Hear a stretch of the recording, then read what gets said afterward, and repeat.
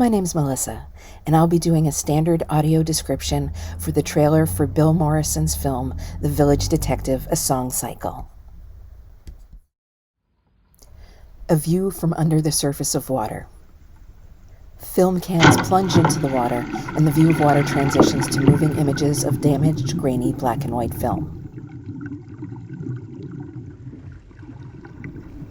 In 2016, an Icelandic fishing boat pulled up 4 reels of 35mm film from the bottom of the Atlantic Ocean. In news footage, the former director of the National Archive of Iceland holds a damaged reel of film. I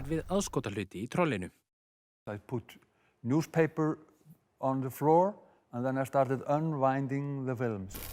The recovered reels were a waterlogged copy of 1969's Village Detective, starring the beloved Soviet actor Mikhail Zharov,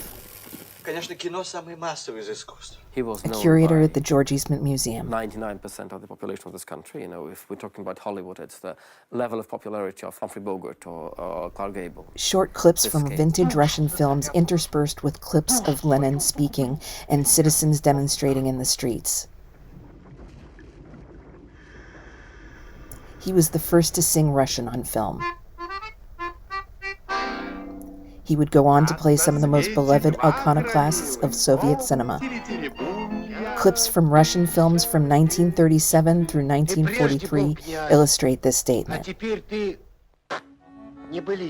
Старый солдат, получивший от царя-батюшка столько замечательных наград, и вдруг большевик. Этих большевиков ненавижу больше, чем вас! Accordion music starts to be heard in the background and throughout the rest of the trailer. Over damaged footage from Village Detective, the graphic from Bill Morrison, director of Dawson City, Frozen Time, and Decasia, featuring a score by Pulitzer Prize and Grammy Award-winning composer David Lang. The Village Detective, A Song Cycle.